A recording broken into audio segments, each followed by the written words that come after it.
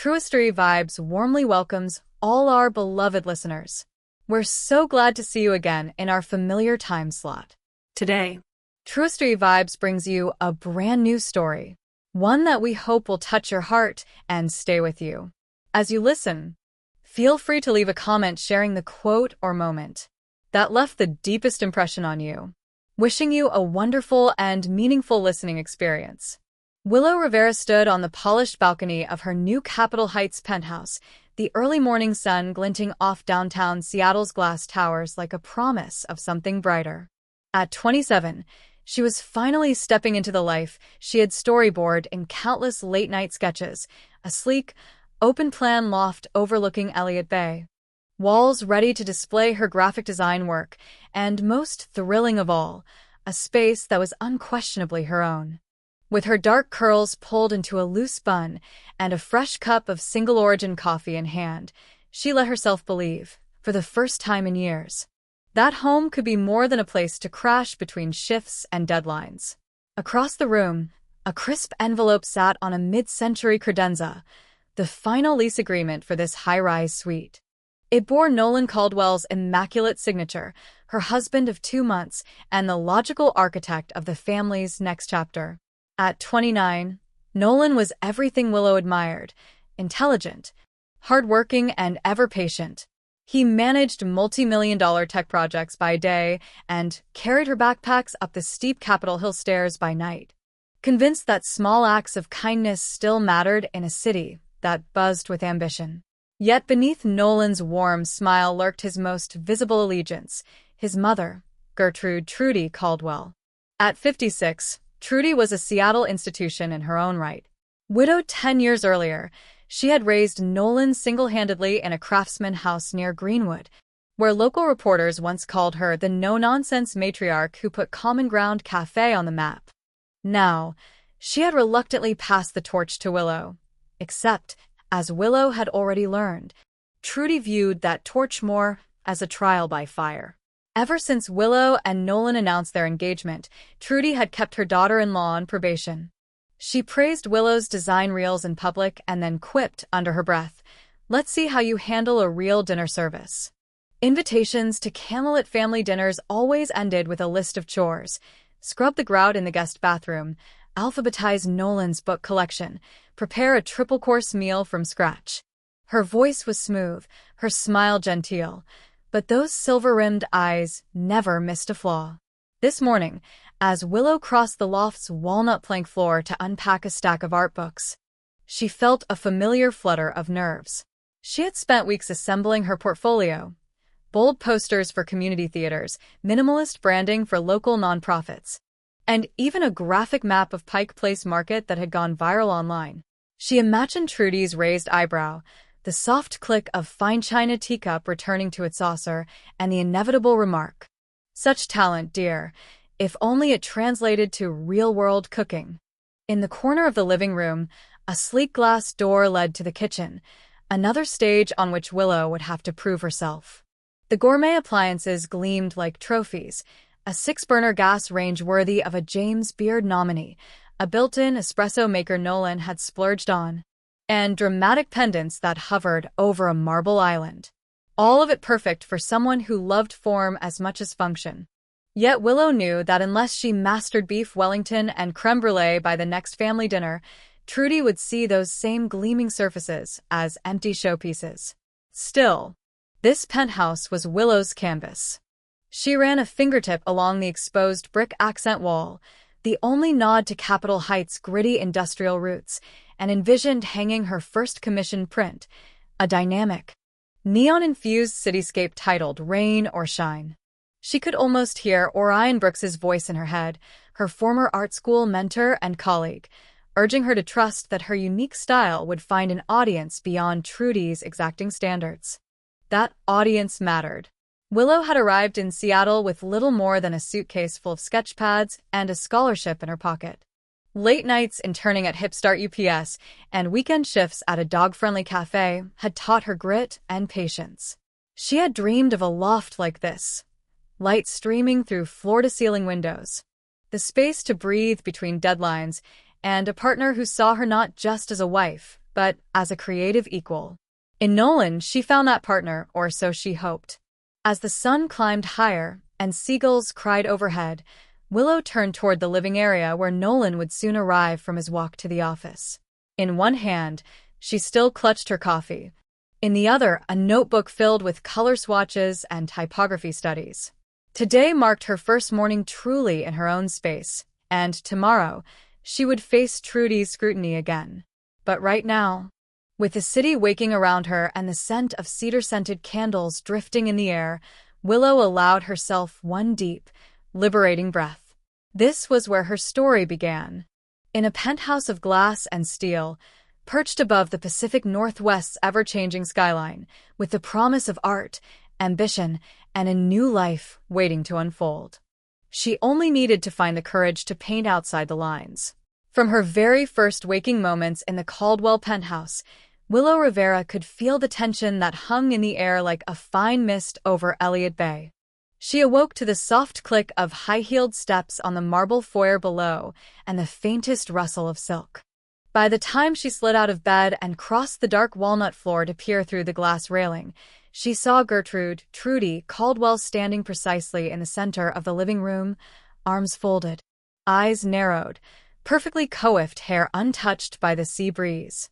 "Good morning, Mother Caldwell," Willow greeted, her voice cautious.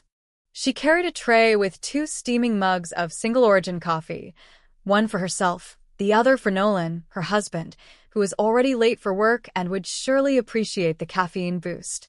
Trudy regarded the counter with mild disdain. "I see you found the coffee maker," she said flatly. "I trust you used filter water and decanted the beans this morning?" Willow forced a nod. She had asked Nolan to give her instructions on the espresso system the night before, but Trudy seemed to assume she already knew.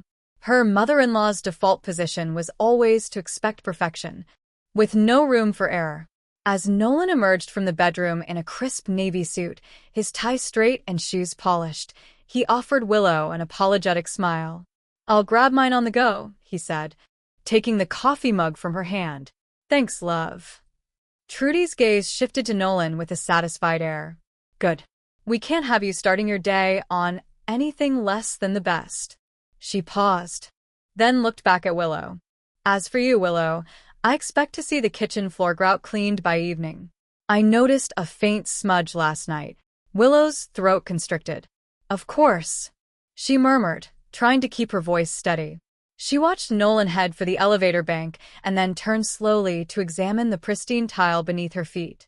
How could there already be a smudge? Trudy had walked through that very space when she arrived. Over the next several days, Willow found herself consumed by lists. Handwritten notes on Trudy's elegant stationery slipped beneath her bedroom door at dawn, midday, and dusk. Each list itemized chores with clinical precision. Scrub kitchen grout with a toothbrush and eco-friendly cleaner. Polish all stainless steel surfaces until they reflect ceiling lights. Alphabetize Nolan's ties by pattern, fabric, and hue. Display in tie rack in descending order of formality. Arrange fine china teacups in a glass front cabinet labeled by season and use. One afternoon, Willow bit back a groan as she hand-calibrated a droplet of lemon-scented stainless steel polish onto a microfiber cloth. She rubbed the metal range hood until her knuckles ached, only to glance over her shoulder and see Trudy step into the kitchen without knocking. The woman's posture was regal, chin raised, back straight, yet her tone cut sharper than any knife. "Still a faint streak on the hood," Trudy observed, huffing. She swept the cloth aside and grabbed Willow's wrist to inspect the leftover polish on her fingers. "You really must be more thorough. I thought you might have learned at least the basics by now." Willow bit her lip, tasted the metallic tang of frustration. She nodded again, louder this time. "I'll redo it immediately." She returned to her task, scrubbing until the range had shone like a mirror. Even then, a tiny finger mark remained, an invisible imperfection Trudy would surely find later. That evening, Nolan attempted to intervene. He found Willow in the living room, on her knees, carpeting the edge trim with a crevice tool. She paused when she saw him, her shoulders slumping. "Hey," he said softly. "Mom knows you're trying." Willow looked up, her eyes rimmed with fatigue.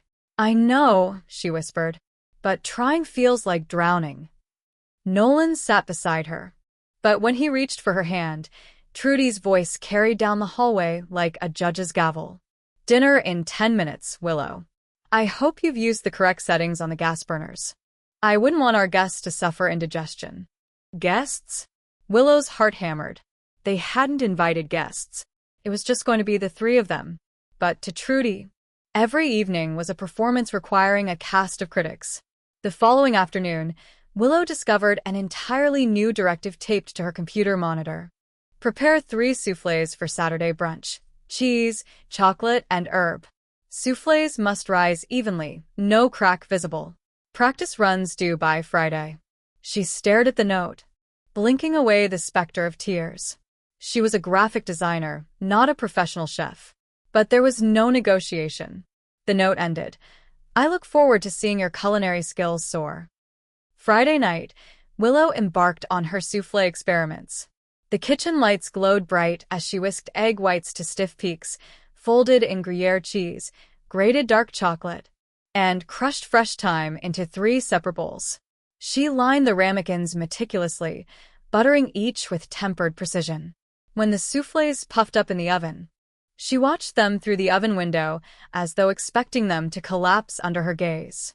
At 10 minutes past the recommended bake time, she slid the tray out, tears of relief pricking her eyes. The soufflés rose high and golden, their tops uncracked. She gently transferred them to a serving platter, covered with a damp cloth, and dashed off one final note. Please enjoy. I welcome feedback. On Saturday morning, Nolan held Willow's hand as the 3 of them gathered around the marble island. Trudy's expression was inscrutable as she tasted the first cheese soufflé. She brought the spoon to her lips, paused, and then set it down with deliberate slowness. Slightly salty, she pronounced, and too airy. A proper soufflé should have substance. Willow's composure wavered. She had used low-sodium cheese. Perhaps she had misjudged the ratio. She stood ready to apologize. Trudy moved on to the chocolate soufflé. She inhaled deeply, then pinched her lips. Too dense. The chocolate flavor overwhelms the egg. She finally sipped her tea, as though draining her disappointment in a single motion. The herb one looks promising, she added, scanning the thyme-infused ramekin. We'll see. Willow forced a smile. After 2 more critiques, each delivered with calm, clipped precision, Trudy announced, Thank you for your efforts. We'll call you when we need more practice runs. Then she swept from the room, leaving a hush in her wake. Willow sank onto a bar stool, her soufflés cooling on the counter. Nolan placed his arm around her shoulders. I'm proud of you, he said. You did great. Willow felt a flicker of warmth, but it was fleeting. Trudy's words hovered in the corners of her mind like unruly dust. No matter how hard she tried, she could not scrub away the feeling that nothing she did would ever be enough. Later that afternoon, determined to restore some sense of dignity, Willow attempted to reclaim her creative outlet. In a corner of the living room, she set up a small drafting table and propped her sketchbook open to the latest illustration, a sweeping neon cityscape titled Rain or Shine. With her tracing light turned low so it wouldn't disturb Nolan's afternoon conference call, she began transferring her ink lines to a linen canvas.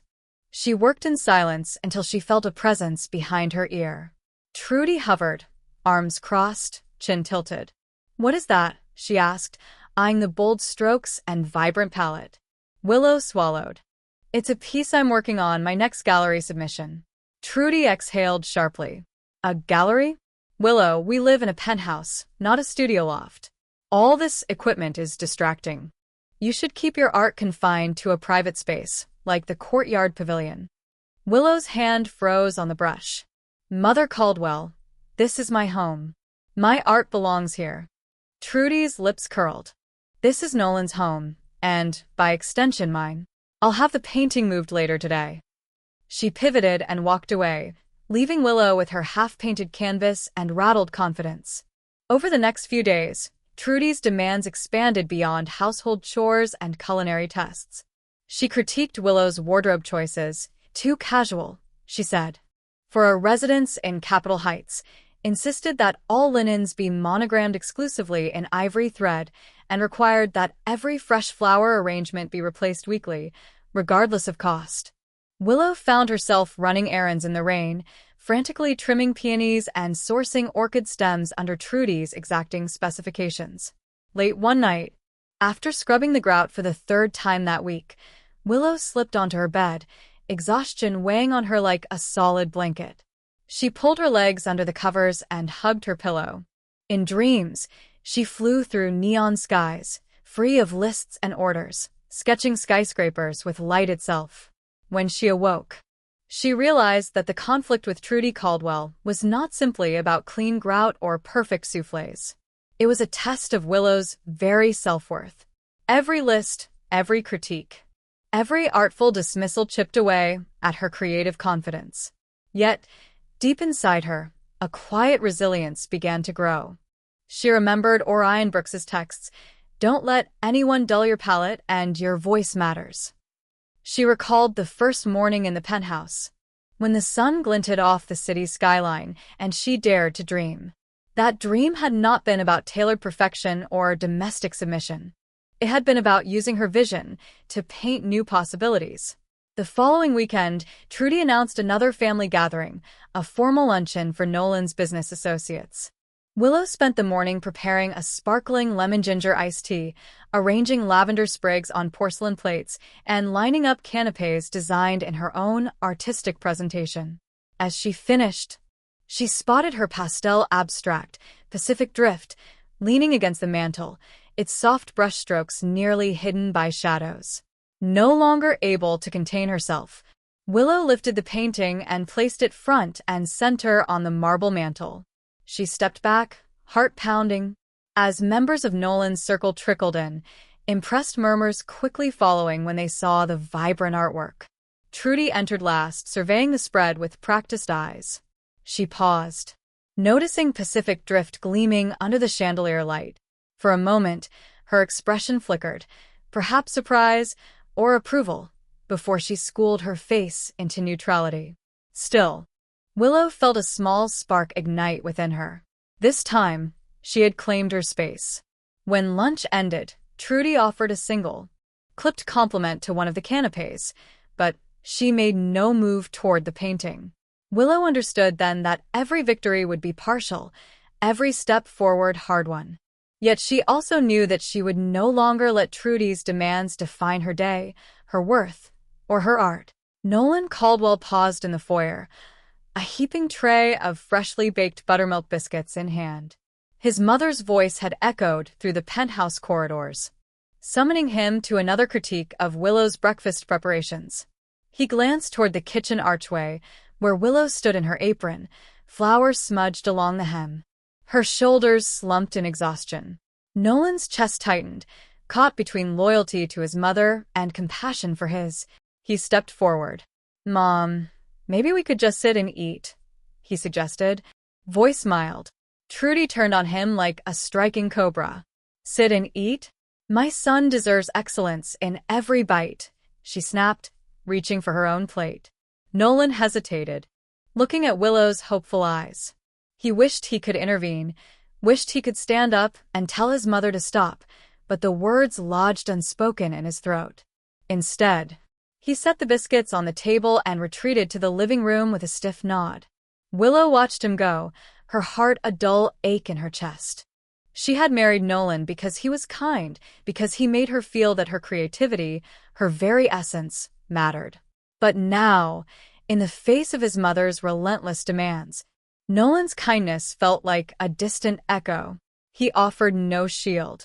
Each of Willow's stumbles beneath Trudy's exacting standards weighed on Nolan's shoulders, yet he seemed paralyzed by filial duty. Later that evening, Willow found Nolan in their shared office, an alcove lined with bookcases and screen-lit desks. He was reviewing project timelines on his laptop, the glow reflecting in his thoughtful eyes. She lingered at the door, her sketchbook clutched against her ribs. "Nolan," she began softly. He looked up, surprised to see her there. "Hey," he said, closing the computer. Everything okay? Willow took a breath. I wish you would say something.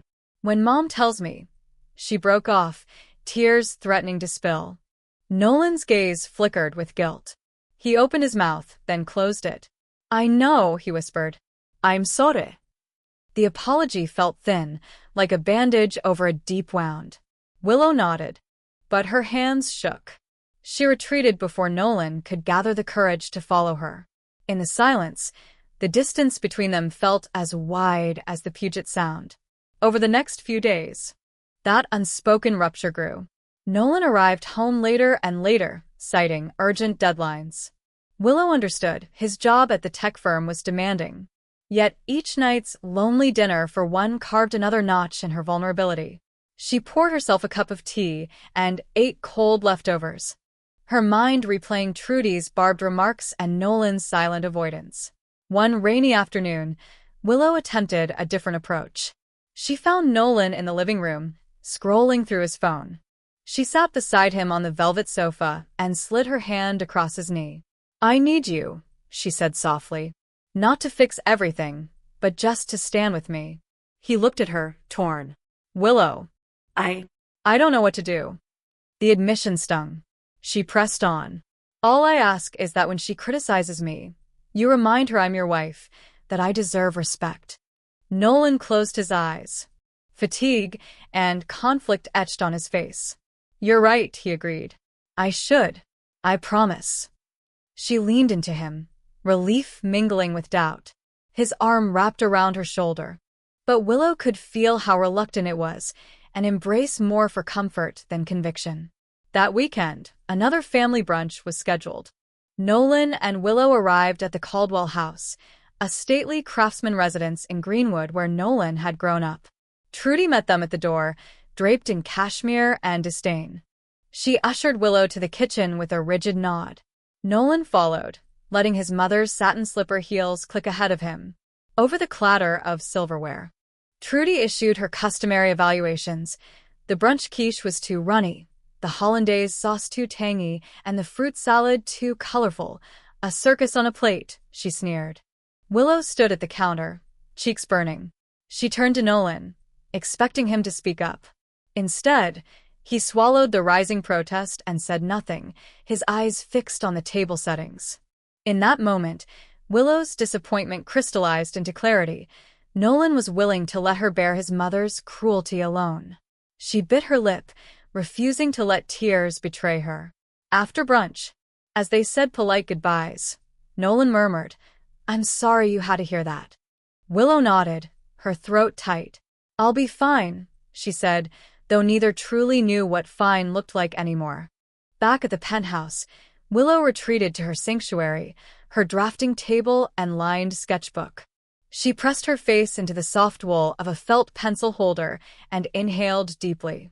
Each pencil, each sheet of archival paper, reminded her of a life before restraint, before Trudy's lists, before Nolan's hesitations.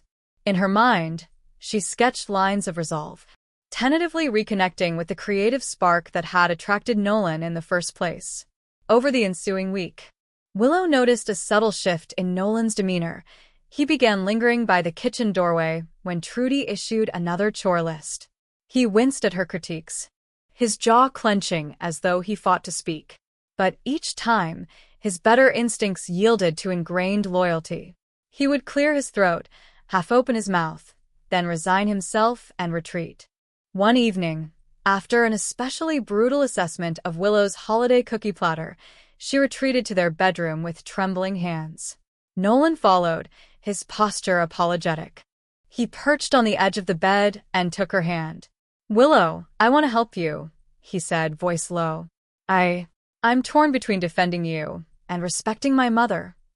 She stood before him, feet bare on the plush rug, and held his gaze. I don't want you to disrespect her, Willow replied quietly. I just want you to stand by me, to show that you believe in me. Nolan's eyes filled with remorse. I do believe in you, he said. He paused, searching for words. Finally, I'm scared of hurting her. She has been everything to me. Willow's chest ached with empathy and frustration. She sat beside him, edging closer. We both love her, Nolan. But we can't let her love, or her fears, consume our marriage. He nodded, casting his eyes downward. You're right. That weekend, Nolan made a small but significant gesture. He met Willow at the penthouse door after work, his tie loosened and sleeves rolled up. In his hand was a single white peony, Trudy's favorite, tied with a ribbon. For you, he said, placing it on the kitchen counter. I'm sorry I haven't been more supportive. Willow reached out to touch the ribbon. Her heart fluttered at the effort, but she also recognized the fragility of his action. It was a start, an acknowledgement that her pain mattered to him, but it did not yet translate into open defense against Trudy's demands. On Sunday afternoon, Willow invited Orion Brooks over to the penthouse for coffee. Orion arrived with his own sketchbook under his arm and an encouraging grin. As they reviewed her latest design projects, Willow's focus grew sharper. She spoke freely about her frustrations, her fears, and most importantly, her dreams. Orion listened intently, offering validation and creative feedback. Halfway through their meeting, Nolan stepped into the open plan space with a tray of pastries, an attempt at neutrality. Orion looked up. Hey man, he greeted, friendly but probing. You're getting quite the workout defending your wife these days? Nolan flushed. It's complicated. He set the tray down. I've tried to step in more. Orion raised an eyebrow. Step in? Nolan sighed. I told my mom I'd like her to ease up on Willow. Orion nodded, then turned to Willow. That's progress. Willow reached across the table to squeeze Nolan's hand. He returned a tentative smile. Relief and anxiety mingled in his expression. Still, the gulf between her and Nolan persisted. He did not banish Trudy's chore lists, nor did he rebuke her criticisms outright. He vacillated between moments of support, hands on Willow's shoulders, whispered apologies, and retreats into neutrality when faced with direct confrontation. Each oscillation left Willow feeling unmoored, elated by his empathy, then abandoned by his inaction. In the quiet of the penthouse at night, Willow lay in bed watching Nolan drift to sleep beside her. She traced the patterns of the quilt with her fingertip and let her mind replay the week's small victories and sorrows. Nolan's efforts had softened the edges of her isolation, but had not erased them. Their marriage, once a partnership of equals, now felt tenuous, strained by the magnetic pull of Nolan's filial devotion. By mid-month, Willow resolved to bridge the distance herself. She drafted a letter to Trudy Caldwell, polite, firm, and articulate, outlining her desire to contribute not just to household duties, but also to family legacy, her artistic vision, her community connections, and her unwavering commitment to Nolan's happiness. She delivered it to Nolan, who read it with furrowed brow. I'll show her this, he promised, clipping the letter into his briefcase. Willow watched as he walked away, an act of solidarity, yet one that still relied on him to take the first step. As winter waned and spring approached, the emotional landscape between Willow and Nolan remained a patchwork of striving and compromise. They shared laughter over late-night design brainstorming sessions and quiet moments cuddled on the balcony, gazing at dawn's pink hues over the Sound. But in the presence of Trudy's imperious oversight, they drifted into separate orbits, Willow scrubbing grout, Nolan caught in the gravitational pull of maternal obligation. Still, the cracks in their distance offered glimpses of reconciliation. Nolan began leaving post-it notes of encouragement on Willow's sketchbook. Your talent is unmatched and trust your instincts. He accompanied her on errands when Trudy issued another Sunday brunch directive and gently reminded his mother to consider Willow's perspective. It was not enough, not yet, to dissolve the chasm, but it signaled a shift, a collaborative spirit that Willow could build upon. Late one Wednesday afternoon, Willow Rivera found herself alone in the penthouse for the first time in weeks. Nolan had gone on a team retreat, or so he'd told her, and Trudy Caldwell was away visiting a cousin in Bellevue. The rare stillness felt unsettling. No list slipped under her door. No imperious footsteps echoed down the hallway. Instead, There was only the distant hum of the city and the quiet drip of melting ice in her half-filled cocktail glass. Willow finished a few last edits on a freelance logo design and set her laptop aside.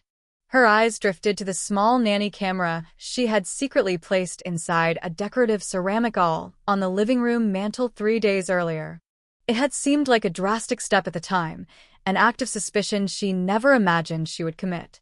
But her instincts had been sharpened by months of second-guessing, wondering why Nolan's phone was so often buried in his jacket pocket, why his work trips grew longer, and why he seemed perpetually distracted when they spoke. Now, Alone for the first time in a frustratingly long while, Willow resolved to review whatever footage the camera had captured. She placed her glass on the marble coffee table, crossed to the mantel, and switched the owl's hidden switch. The red indicator light blinked on. She hurried to her drafting table, where she kept a laptop strictly for design work, and now for this purpose. Sliding the HDMI cable into the port, she fetched the camera's SD card and inserted it into the reader. Her heart drummed in her ears as a folder appeared on the screen. Live_recording under. The first clips showed daytime chores. Willow dusting bookshelves, polishing appliances, stacking Nolan's ties in endless order. Nothing unusual. Then mid-morning footage showed Nolan returning home from an unfamiliar Uber ride. He set his briefcase down, glanced at the camera's location, and then hurried toward the bedroom. A lump formed in Willow's throat. She hesitated, finger hovering over the play button for the next clip, time-stamped 3:17 p.m. Swallowing, she clicked. The screen flickered, revealing Nolan standing in the center of their bedroom, unzipping his suit jacket. A woman stepped into view behind him, tall, with long chestnut hair and a confident air. She wore a tailored blouse and jeans. The camera's wide-angle lens caught her smile, a slow curve that transformed Nolan's posture from businesslike to breathless. Willow's breath caught. She leaned forward, reading his expression, surprise, delight, and a hunger she recognized all too well. They moved toward each other. Nolan cupped the woman's face, brushing hair behind her ear. Their foreheads met, eyes closed. Then the woman tilted her head back and Nolan kissed her, deeply, passionately, as though he hadn't tasted warmth in months. Willow's chest constricted. She felt as though someone had punched her in the solar plexus. The bittersweet aroma of stale coffee and late-night perfume filled her nostrils. She fought the urge to turn away. Her heart demanded she see every second. The woman ran a hand down Nolan's chest and pulled him closer. He murmured something she couldn't hear, but his smile spoke the words, "I've missed you." Willow's vision blurred. She pressed her hand against the screen, as though she could physically push them apart. The camera wobbled on its owlish perch, capturing Nolan's shirt falling open as he guided the woman toward the bed. They kissed again. Willow's knees buckled. The world tilted. She clutched the edge of the drafting table to steady herself, her vision scanning the screen. The sheets, pristine before, and the way Nolan's hand curled possessively around the woman's waist. A horrified gasp escaped her lips. The scene shifted abruptly, Nolan and the woman lying entwined, the afternoon sun shifting shadows across their bodies. He brushed his lips against her collarbone. His eyes closed in ecstasy. The woman whispered back, her laughter light but dripping with intimacy. Willow pressed pause. The image froze, Nolan's face illuminated by yearning. The woman's hair fanned across his pillow. A chill ran through Willow's veins as she registered the full weight of betrayal, the crisp vows Nolan had whispered months ago, the endless lists of chores she endured for acceptance, the sacrifices she had made, all undone in a moment. Her phone buzzed with a text, "Hope you got home safe. Dinner later," from Nolan. The irony cut deeper than any blade. Tears blurred the screen. Willow trembled as she ejected the SD card and turned away, retreating to the living room. She sank onto the sofa, clutching a throw pillow until her knuckles turned white. Her body trembled, gripped by shock, hurt, and rage. She tried to breathe steadily, but each inhale lodged like broken glass in her lungs. Memories flooded her mind. Nolan's gentle hands guiding her through design critiques, their late-night whispers of future projects, the way she felt seen at art shows. Moments before, their life had felt real, promising, and shared. Now it lay in ruins, exposed by a hidden camera she had installed out of desperation. Hours passed in a haze of tears and numbness. The penthouse lights dimmed outside as dusk fell. The city's neon signs flickered on. Willow remained motionless, staring at the polished hardwood floors she once dusted meticulously. The weight of her decision settled over her. She could not stay. At 10:45 p.m., she stood and moved with slow determination. She retrieved a small box from under her bed, a collection of personal items she had stored when Nolan first asked her to join the family home. Inside were her grandmother's locket, a stack of her earliest sketchbooks, and the silver bracelet Nolan had given her last Christmas. She placed a few essential outfits into a duffel bag, along with her passport and copy of her lease. She dispatched one final email to her lawyer, whom she had consulted in passing earlier about what-ifs, with the subject line, "Proceed with divorce filings." Her fingers hovered over send. She paused, her finger trembling. Then she clicked. A quiet resolve replaced the quaking in her chest. Willow texted Nolan, "I saw everything. I'm sorry it had to end like this. Eva initiated divorce proceedings. Please don't contact me again." She pressed send and slipped her phone into her coat pocket. In the living room, she gazed at the unopened bottle of champagne Nolan had brought home that afternoon, his celebratory gift for supposedly securing a major contract. She uncorked it anyway, tilted her head back, and drank straight from the bottle until the burn in her throat warmed her soul with a fierce clarity. By midnight, Willow stood at the penthouse door with her duffel bag slung over her shoulder. The elevator ride to the lobby felt interminable, each floor echoing with the memory of Nolan's footsteps trailing behind her on better days. She passed the lobby desk, nodded at the surprised attendant, and slipped out into the night air. The cool wind off Lake Washington cleared her head as she hailed a taxi to her friend Maya's apartment. Maya, who had offered her guest room for as long as you need.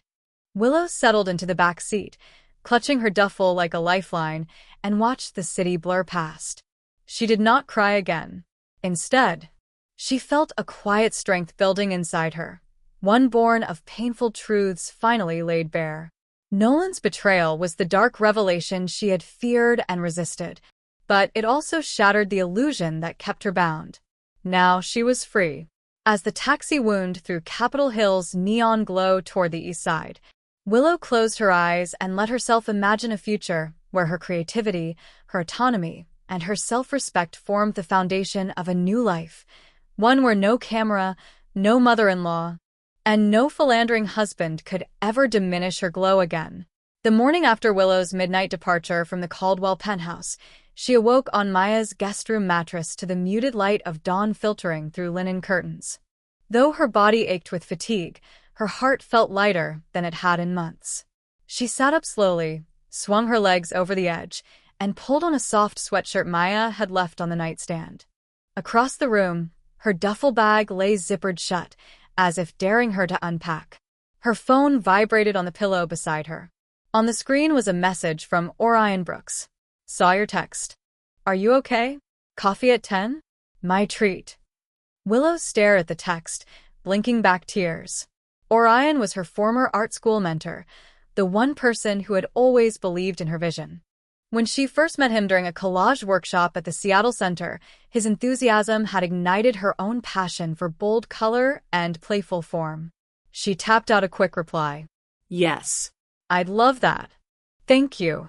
By 10 a.m., Willow was sitting at a window table in Oddfellows Cafe Plus Bar on Capitol Hill. The cafe's industrial chic decor, exposed brick, Edison bulbs, and reclaimed wood tables, felt like home to her. She cradled a latte topped with artful foam hearts, and across from her, Orion grinned as he slid into the booth. "Willow," he said, voice warm and steady, "I've missed you." She managed a small smile. "Thank you for meeting me." Her voice cracked, and she looked down at her mug. Orion reached across the table, covering her hand with his. You don't have to explain anything right now. Just know I'm here. The kindness in his eyes dissolved weeks of tension. Willow took a deep breath and began to tell him everything. Trudy's unrelenting critiques, Nolan's silence, the camera, and the betrayal. Orion listened without interruption, his expression softening with each revelation. When she finished, exhausted tears welled again. "I'm so sorry, Willow," he whispered. He stood and gave her a hug, brief but grounding. "You deserve so much better." Over the next hour, they talked about her next steps.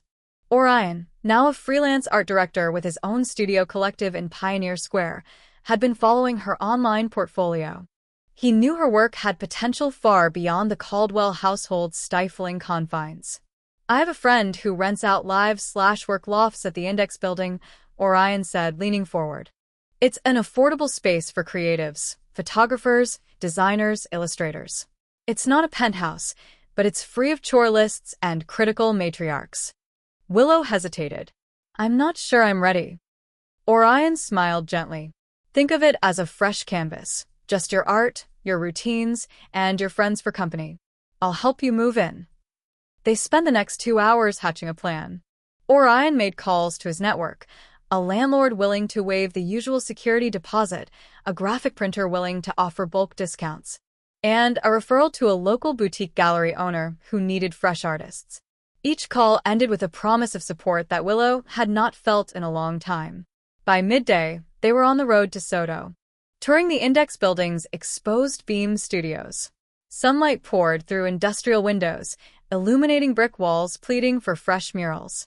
Willow ran her hand along a stainless steel sink in the common kitchenette, imagining coffee spills and brainstorming sessions. She traced the outline of an unfinished mural of the Seattle skyline with neon accents and felt a spark of possibility. "This could be yours," Orion said, watching her eyes. "We can chalk out a simple lease. Month to month, utilities included, and I'll cover half the first month's rent." She swallowed. "Why are you doing this?" "Because your talent deserves to flourish," he replied. "And because good friends support each other, especially when doors close somewhere else." Willow felt the first swell of genuine hope in weeks. She walked the length of the studio, picturing her drafting table by the window, her color swatches pinned above it, a small couch in the corner for visiting clients. She closed her eyes and breathed in the faint smell of fresh concrete and possibility. "Let's do it," she said, turning back to him. That weekend, Willow packed the remainder of her belongings into Maya's old SUV.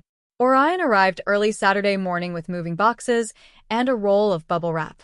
Together, they loaded her duffel bag, her grandmother's locket, her stack of sketchbooks, and a few art supplies. Orion insisted on making the drive soundtracked by a mix of 90s R&B and lo-fi beats, his way of keeping the mood light. They arrived at the Index Building by late morning. A soft breeze drifted through the open loading bay doors as they wheeled in a hand truck loaded with boxes. Willow's new studio space, Loft 307, lay at the end of a sunlit hallway decorated with metal artwork and strings of fairy lights. Orion unlocked the door and flipped on the light switch. The space exhaled in gratitude, its blank walls ready to be claimed. Willow set down her boxes and turned slowly, taking it all in, the soaring ceilings, the polished concrete floor, the gentle hum of creative neighbors around her. "I'm going to miss your penthouse view," she admitted, "but I think I'll like this." Orion nodded. "This view is earned. It's built with hard work and creativity." They spent the afternoon arranging furniture. Orion assembled a sleek drafting table for her, Maya's spare futon, and a small bookshelf. Willow unpacked her paints, pencils, and the neon-colored markers that had first launched her into acclaim.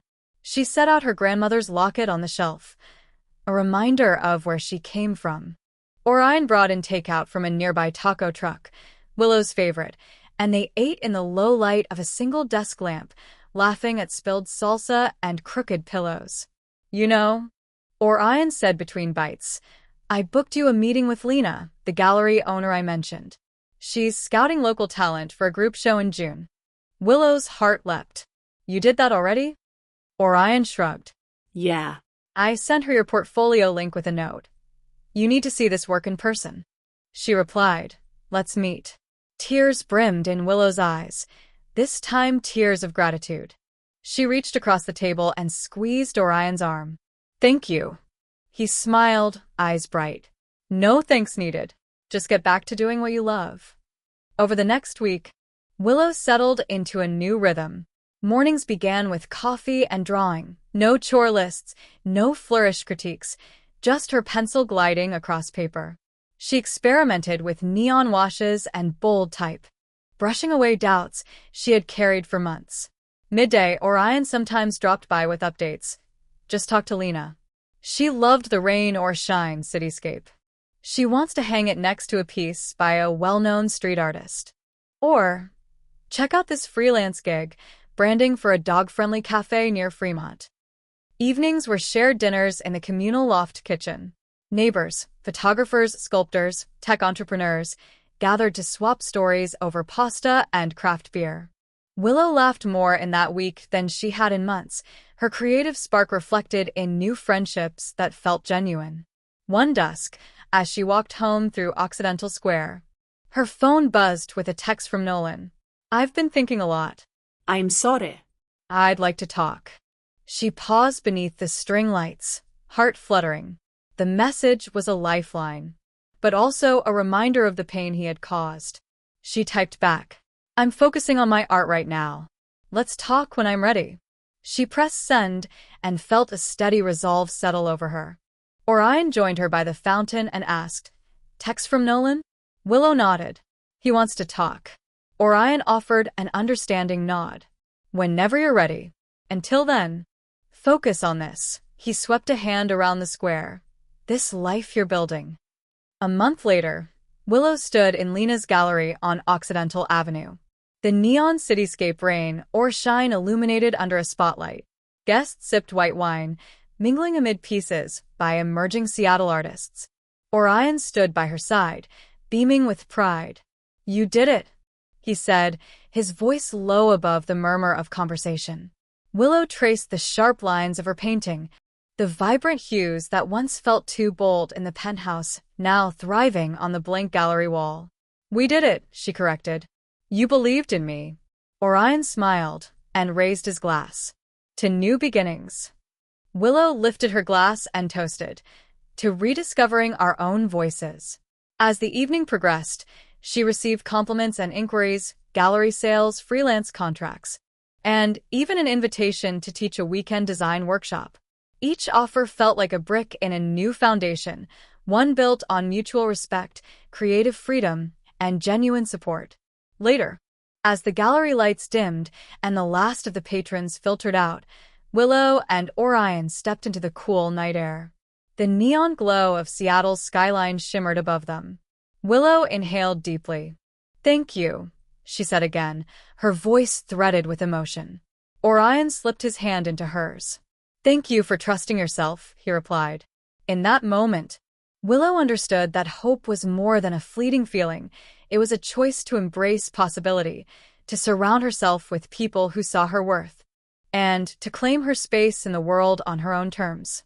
Willow Rivera stepped onto her new studio balcony at sunrise, the soft lavender light of dawn painting the Pioneer Square rooftops. Below her, fellow artists arrived at their lofts, greeted by the clatter of coffee cups and the promise of another day to create. For the first time since leaving the Caldwell penthouse, Willow felt fully present, her pulse aligned with the rhythm of her own aspirations rather than someone else's expectations. She inhaled deeply, savoring the crisp morning air laced with distant sea salt and freshly ground espresso. This moment belonged entirely to her. Inside the studio, she arranged her latest canvases, geometric cityscapes tinged with neon hues reminiscent of Seattle's twilight glow. Each brushstroke bore the imprint of lessons learned. The resilience born from Trudy Caldwell's relentless demands, the clarity forged by Nolan's betrayal, and the warmth nurtured by Orion's unwavering belief. These works were more than art. They were testaments to her journey. As she adjusted a suspended spotlight to cast perfect illumination, She recognized that mastery of her craft required both creative freedom and emotional courage. By mid-morning, Willow settled at her drafting table with a fresh cup of tea and opened an email from a client, a boutique eco-hotel seeking vibrant mural designs for its lobby. She smiled at the opportunity, recalling the gallery's praise and the surge of confidence that followed. Her calendar was filled with new projects, branding for a sustainable fashion line, invitations to speak at a local design conference, and a commission for a public art installation at the waterfront. None of these prospects would require her to scrub grout or appease a disapproving critic, only to trust her vision. After lunch, Willow hosted her first weekend design workshop in the communal loft space, guiding a small group of aspiring artists through color theory exercises and portfolio reviews. She watched them sketch with tentative strokes, offering encouragement drawn from her own experiences. When a young attendee hesitated at the blank page, Willow shared how she once feared her voice insufficient for the Caldwell walls and how she reclaimed that voice by painting outside the lines. The students' eyes lit up, and the group erupted in applause. Empowering others, Willow realized, was as fulfilling as creating her own art. In the evenings, Willow and Orion met for walks along the waterfront trail, their conversations weaving through design trends, personal dreams, and shared laughter. Orion admired Willow's growth, how she balanced independence with collaboration, ambition with compassion. They paused on a wooden pier as the sun dipped behind the Olympic mountains, golden light rippling across the water. Orion reached for Willow's hand, offering a smile of mutual respect, partnership, and something gently budding between them. In that quiet, drifting moment, Willow felt love not as a cage, but as a shared horizon of possibility. As spring edged into summer, Willow's life settled into a harmonious cadence. She maintained her creative sanctuary, welcomed challenging commissions, and nurtured a community of fellow makers. Her relationship with Nolan remained a closed chapter, acknowledged but respectfully set apart, while her bond with Orion blossomed into a partnership rooted in trust, mutual admiration, and the freedom to be wholly herself. Each sunrise reaffirmed her choice, to stand on her own foundation, built from both trials and triumphs. Standing once more on the studio balcony, Willow traced the city skyline with her eyes, recalling the neon-lit dreams she first painted within the Caldwell Penthouse walls. Now, those dreams had expanded into a vibrant tapestry of self-worth, creative fulfillment, and genuine connection. Ahead lay untold canvases waiting for her touch, open invitations to craft new narratives. With a final deep breath, she raised her brush to the blank mural behind her, ready to paint the next chapter of her life, one defined not by perfectionism, but by purpose, resilience, and the radiant belief that her own value was the brightest color of all. And that brings us to the end of today's story on Truistery Vibes. Don't forget to leave a comment with a quote or moment that touched you the most. Your words give our team the motivation to keep creating more heartfelt stories. Thank you for listening, and we'll see you again soon.